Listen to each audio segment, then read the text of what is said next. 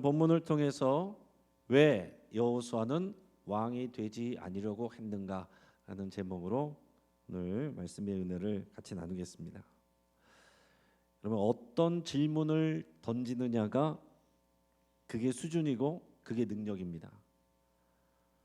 여러분, 좋은 질문을 던지면 좋은 대답이 오고요, 단순한 질문을 던지면 단순한 대답이 옵니다. 그러니까 훌륭한 리더는 좋은 질문을 던질 수 있는 사람이고, 또 훌륭한 학생은 좋은 질문을 던질 수 있는 학생이에요. 여러분, 말씀을 나눌 때 우리는 말씀 앞에서 질문을 던져야 되는데, 여러분 안에 그 질문이 분명하게 여러분들의 질문이 되어야 됩니다.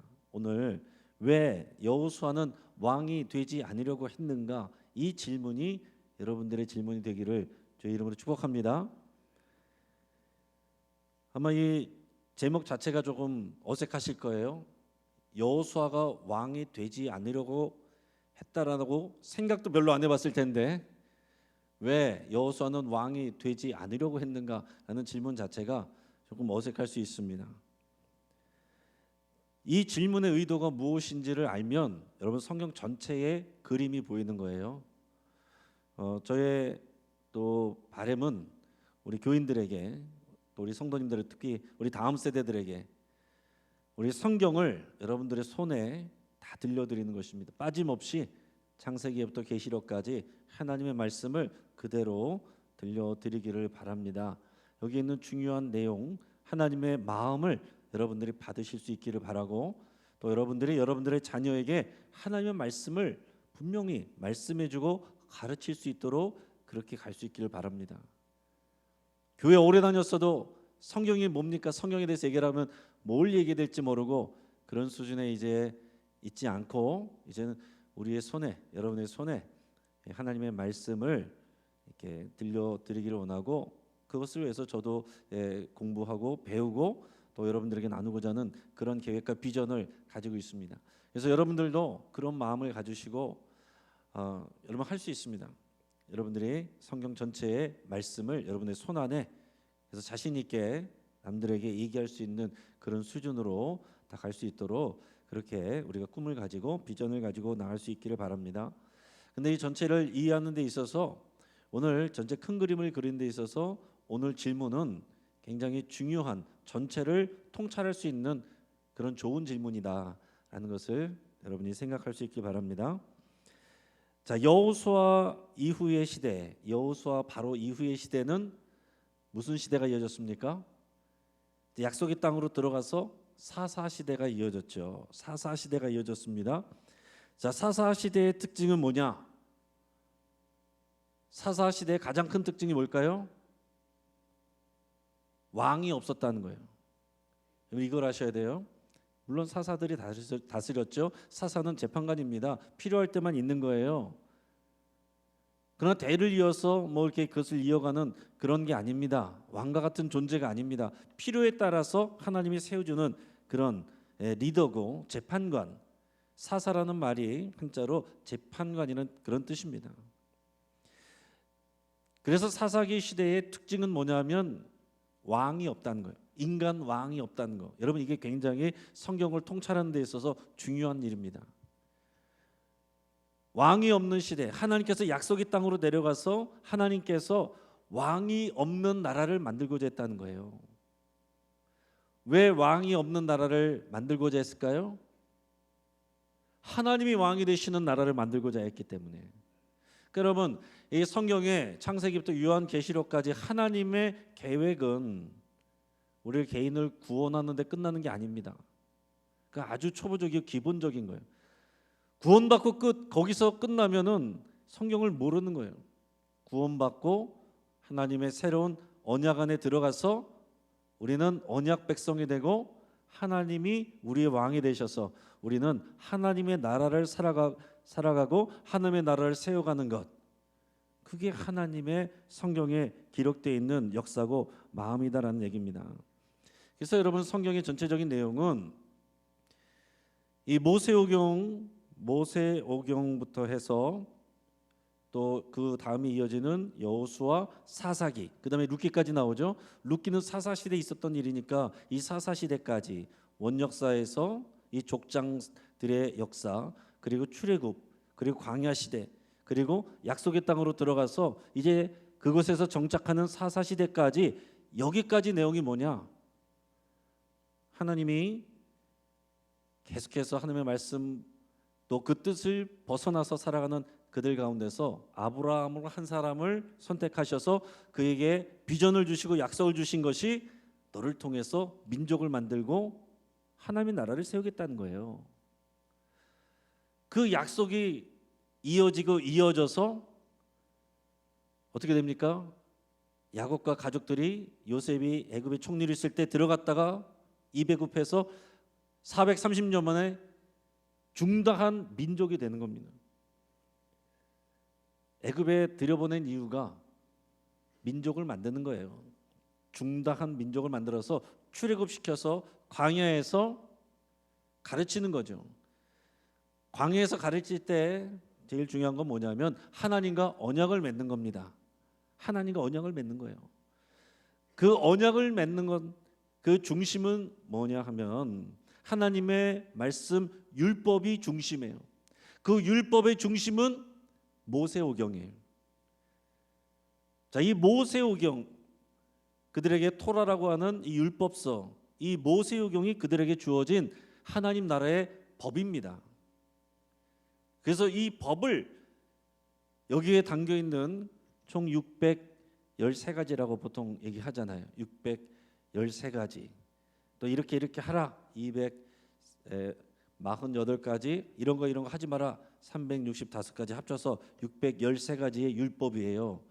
그것을 너희가 직접 행하면 그 언약 관계 안에서 하나님이 약속하신 복을 주시고 형통함을 주신다는 거예요. 이런 하나님께서 분명하게 행복을 주는, 복 받는 비결 다 주어져 있는데 어디 엉뚱한 데 가서 행복의 비결 이런 거 배우러 다니고 그러지 마시기 바랍니다. 성경에 다 있는데 교회 다니면서 그걸 모르고 엉뚱한 데 가서 행복의 비결을 묻지 마시기 바래요.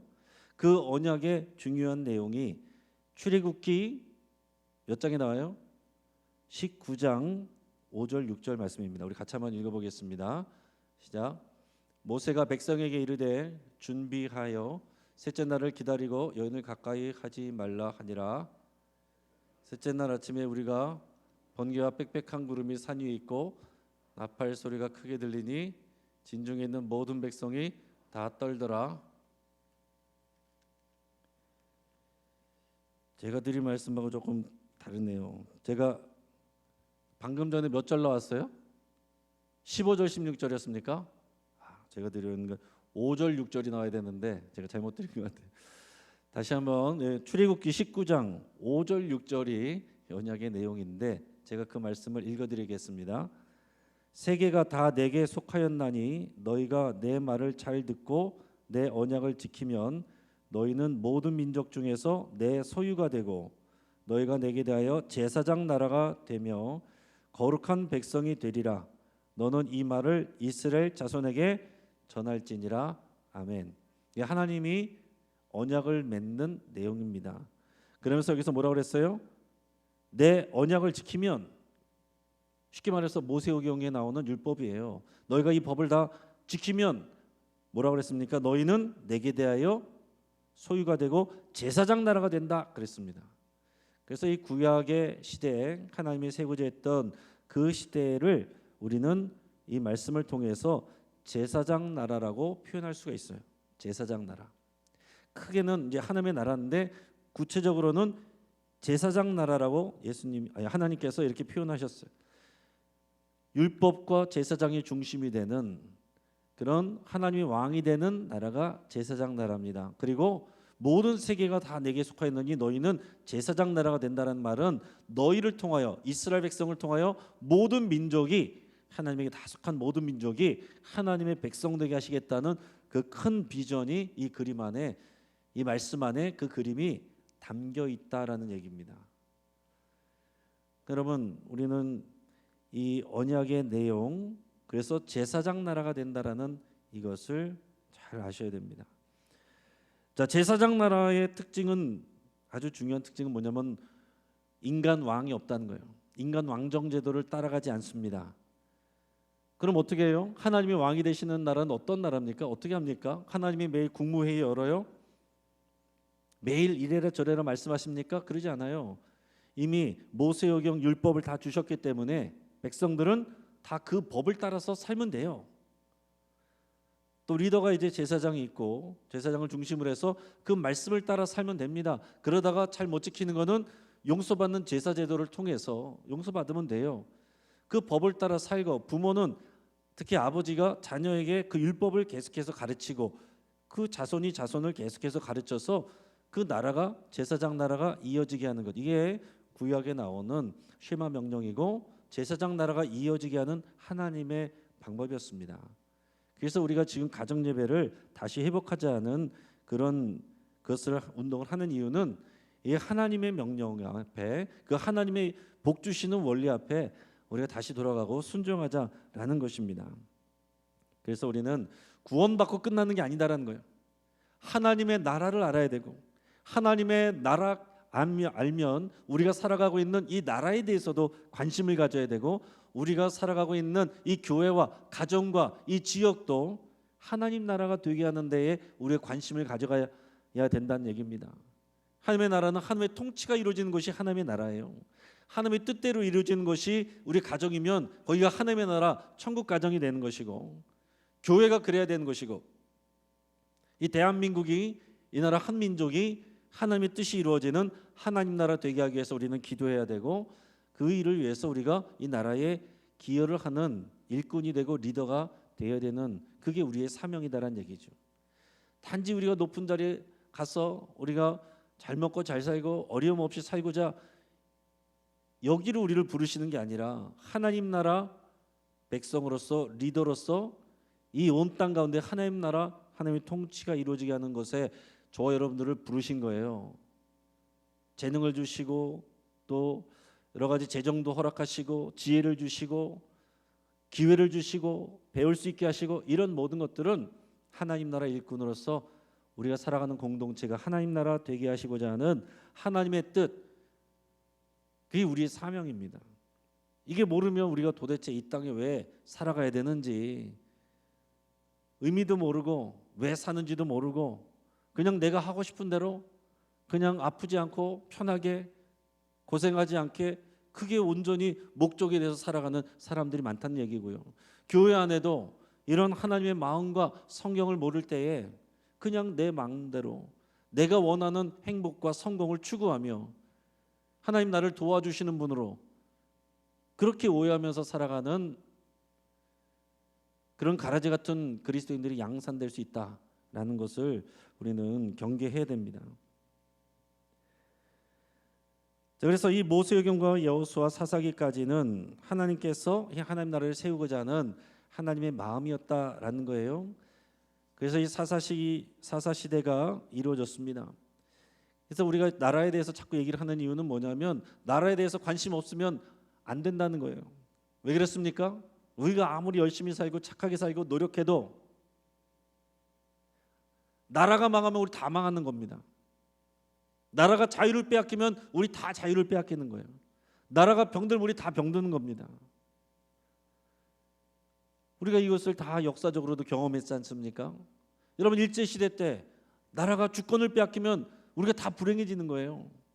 나라가 전쟁에 휘말리면 우리가 다 고통 가운데 불행해지는 것입니다. 여러분, IMF 때 우리 다들, 여러분 열심히 살고 기도도 열심히 하고 신앙생활도 열심히 하고 교회도 열심히 하고 그렇게 살았지만 IMF 딱 터지니까 다 고통하잖아요. 그 나와 상관없는 것 같지만 그 나라의 그런 일들이 우리의 삶으로 다 이어지게 되는 겁니다. 우리 지금 코로나 아직까지도 끝나지 않지 않았습니까? 여러분 아직도 마스크 쓰고 있잖아요. 여러분, 나라가, 이 질병이, 나라가 여러분 이것으로 인해서 고통하면 백성들의 삶에 그대로 다 들어가는 것이고, 여러분 이것이 코로나 끝났다고 끝나는 게 아니에요. 여러분 앞으로 이거보다 더한 슈퍼바이러스들 얼마든지 올 수가 있습니다. 이 코로나가 여러분 우리에게 백신인 것을 여러분 생각하셔야 돼요. 훈련시키는 거예요. 주님이 다가올수록 가까이 올수록 이러한 일들이 또한 핍박과 박해가 얼마든지 일어날 수 있다는 거. 교회가 통제당하고 교회가 박해당할 수 있다는 거. 예배의 자유를 빼앗길 수도 있다는 거. 여러분 이런 모든 것 가운데서 우리는 하나님의 나라를 생각하고 오늘 이 시대가 어떻게 흘러가는지를 생각하면서 우리가 우리의 신앙생활을 해야 된다라는 얘기입니다. 자, 그러면 여호수아를 우리가 생각해야 되는데 여호수아는 그럼 어떤 사람이냐라는 거죠. 자, 여호수아는 먼저 출애굽 1세대로 나왔지만은 출애굽 2세대를 데리고 들어간 지도자입니다. 그렇죠? 출애굽 1세대 중에서 약속의 땅으로 들어간 사람 딱 두 사람이죠. 누굽니까? 여호수아하고 갈렙이죠. 그 출애굽 1세대는 불순종으로 말미암아 불신으로 말미암아 약속은 받았지만 광야에서 다 죽었습니다.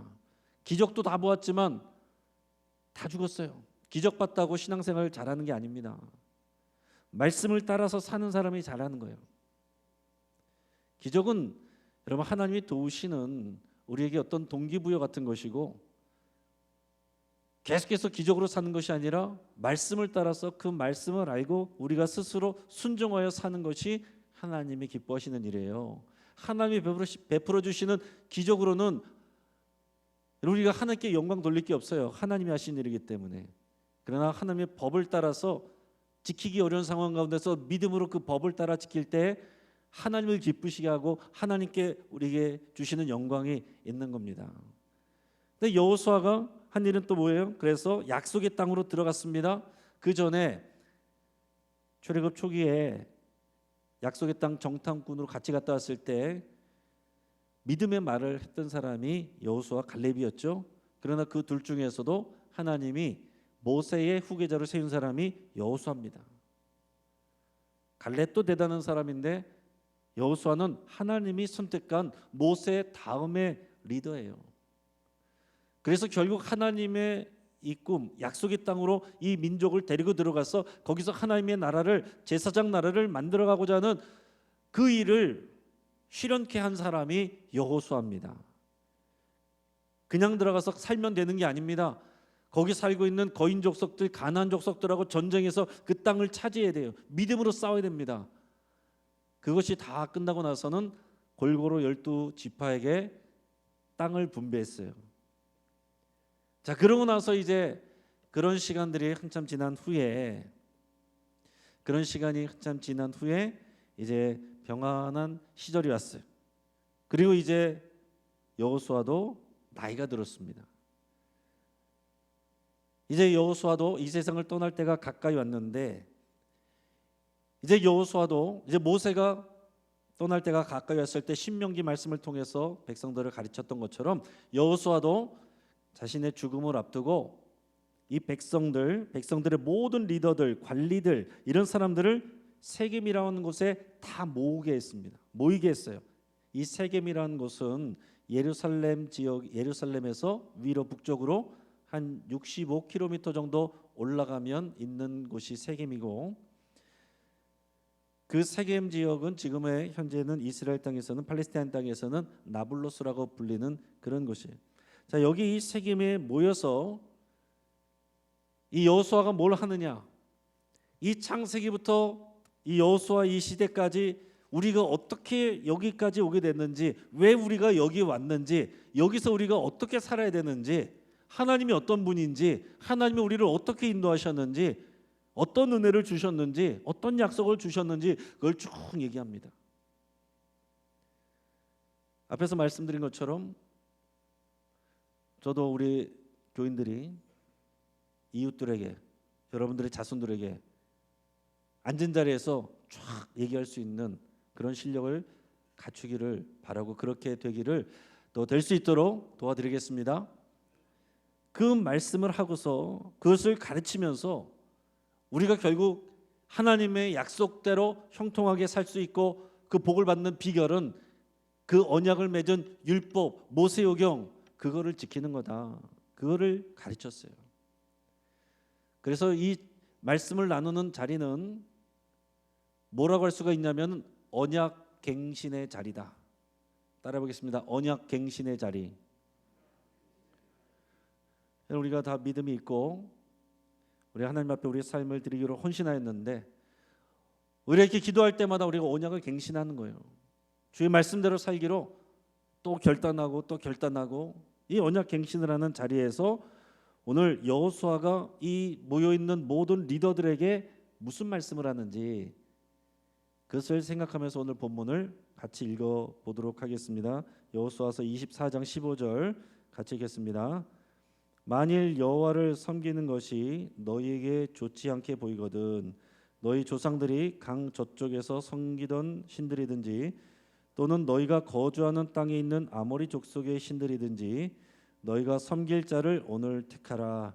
오직 나와 내 집은 여호와를 섬기겠노라 하니 아멘. 자, 여호수아가 뭐라고 그랬냐면, 자, 하나님께서 우리를 이렇게까지 인도하셨다. 자, 이제 너네가 다시 한번 선택해라. 너네가 만약에 이 여호와를 섬기지 아니려고 한다면 강 건너에 애굽에 있던 그 신들 다시 섬기든지, 아니면 이 주변 나라 국가들의 그런 신들을 섬기든지, 아니면 이 너희가 살고 있는 이 가나안 지역의 그 바알과 아세라 같은 그런 지역 신들을 섬기든지 너네 마음대로 해라. 그러나 나와 내 자손은 오직 여호와만 섬기겠노라. 그러면 이렇게 도전을 했습니다. 그럴 때에 모든 백성들이 우리도 여호와 하나님만 섬기겠습니다 이렇게 하면서 결단하고 맹세하면서 그 제2의 언약을 갱신하는 그런 자리가 되었다라는 얘기예요. 자, 이 말씀에서 여호수아가 한 말에서 중요한 건 뭐냐? 오직 나와 내 집은 여호와를 섬기겠노라 라고 했는데, 이 말을 앞에서 제사장 나라의 개념에서 본다고 한다면 이렇게 표현할 수 있는 거예요. 나와 내 집은, 내 자손들은 오직 여호와 하나님만이 왕인 것을 믿고 섬기겠노라 이렇게 말했어요. 근데 여호수아가 어떤 사람입니까? 전쟁 영웅이에요. 이 백성들의 리더입니다. 모든 백성들에게 존경을 받는 사람이에요. 권력 있는 사람이에요. 마음만 먹으면 얼마든지 왕이 될 수 있는 사람입니다. 그 백성들 가운데서도 저 여호수아가 우리 왕이 됐으면 좋겠다라고 하는 사람이 왜 없었겠어요? 그런 마음이 있을 수 있죠. 그런데 오늘 여호수아가 선포한 것은 오직 나와 내 자손은, 우리 집은 여호와만 섬기겠다. 여호와 하나님만 왕으로 섬기겠다. 뒤집어서 얘기하면 나는 절대로 왕이 되지 않을 것이다. 이 말이 포함되어 있다라는 거예요. 우리 같은 사람이 얘기하면은 뭐 그런 의미가 별로 안 되겠죠. 그런데 여호수아 같은 사람은 내가 왕 하겠다면 하는 거예요. 그러나 나는 왕이 되지 않고 끝까지 하나님 나라 백성으로서 여호와 하나님만을 왕으로 섬기겠다 이렇게 선포했다는 얘기입니다. 왜 그렇겠어요? 그것이 하나님과의 약속, 언약의 약속이고 그것을 통해서만 하나님이 복을 주시고 형통케 하시기 때문에, 그걸 알기 때문에 그 출애굽 1세대가 광야에서 그거 안 하고서 불신하고 그러다가 다 죽는 거 눈으로 다 봤잖아요.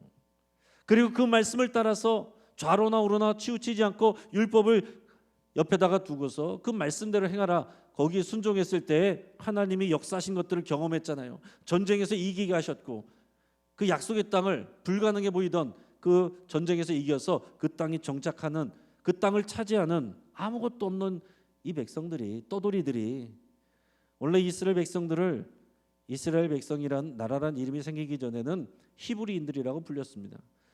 여러 가지 설들이 있지만 그 중에 하나는 떠돌이들이란 그런 뜻이라고 그렇게 얘기들 해요.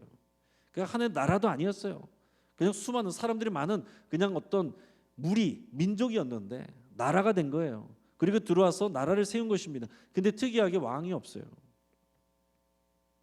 제사장 나라, 다른 어떤 주변 나라에서도 볼 수 없는 특별한 제사장 나라를 세웠다라는 얘기입니다.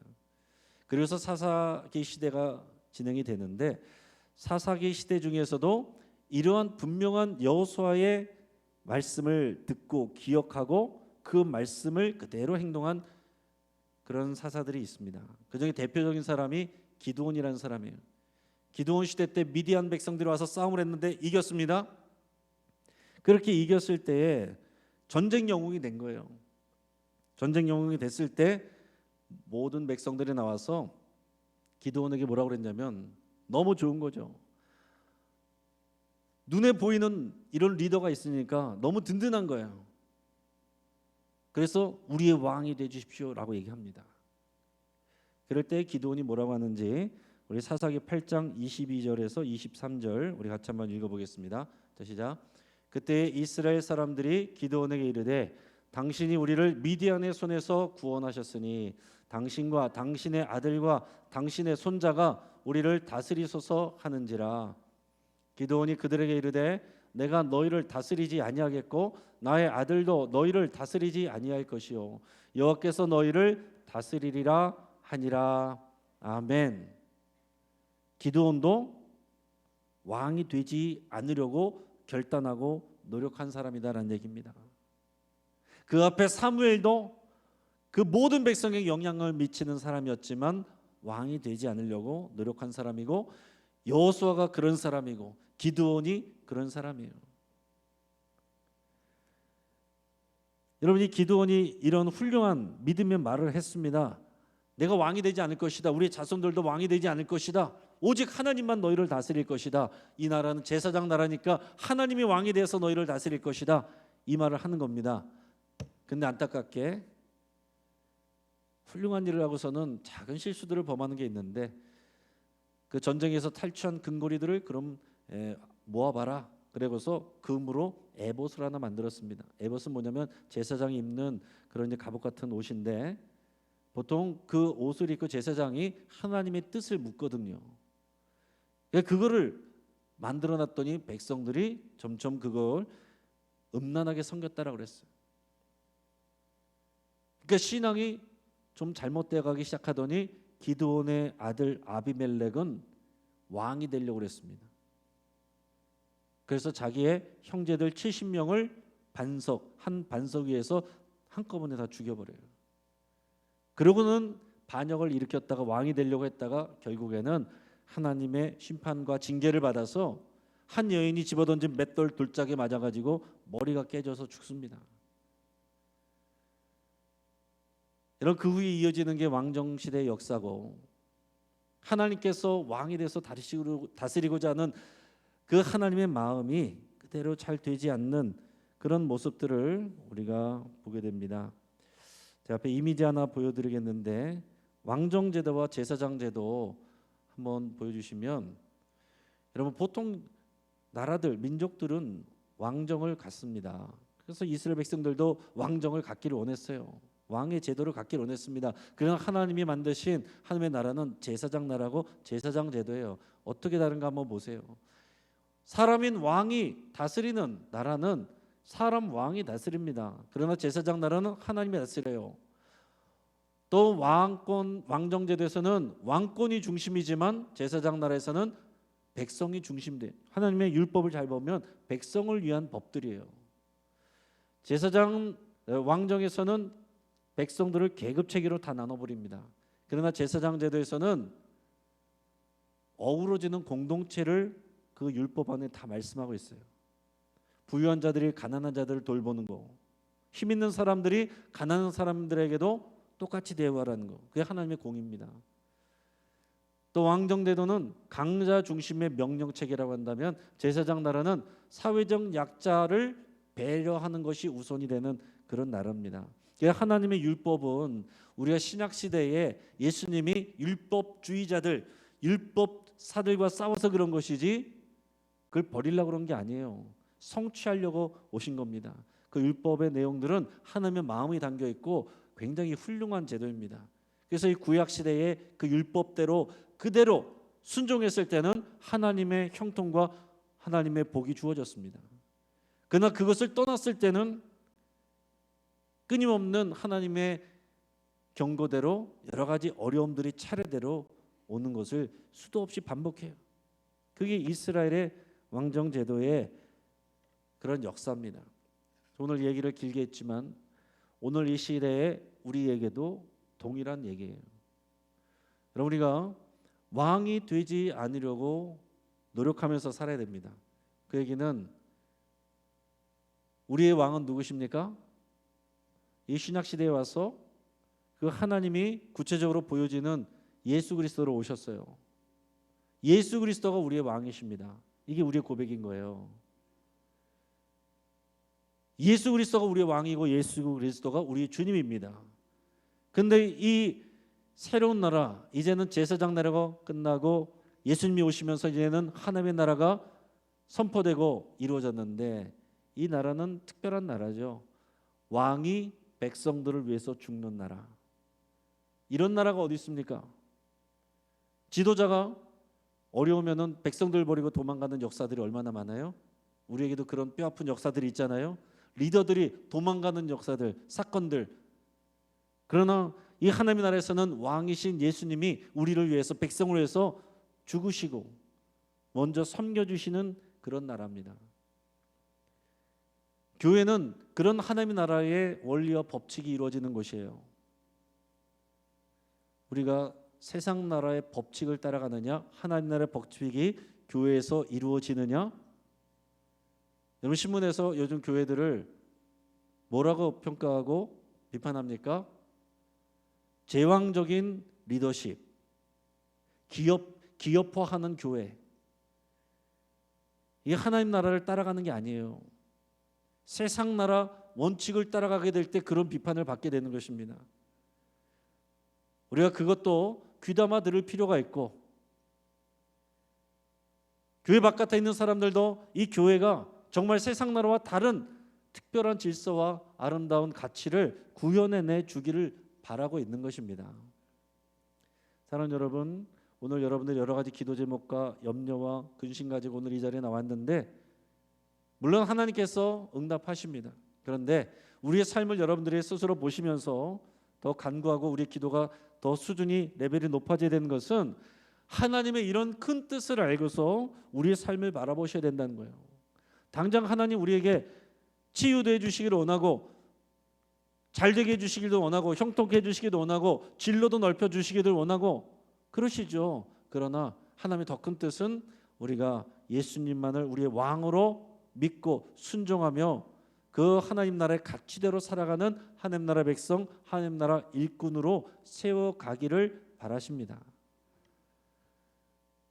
거기에 맞춰서 때로는 우리에게 원한 것을 주시기도 하고 거절하시기도 하고 가져가시기도 하는 거예요. 이 하나님의 전체적인 큰 그림을 모르면 도대체 하나님은 왜 이러시는가, 왜 이랬다가 저랬다 하시는가, 어떨 때는 왜 기도 들으셨다가 어떨 때는 하나도 응답 안 해주시는가. 하나님의 큰 뜻을 알면 우리의 삶이 보여지고 해석이 됩니다.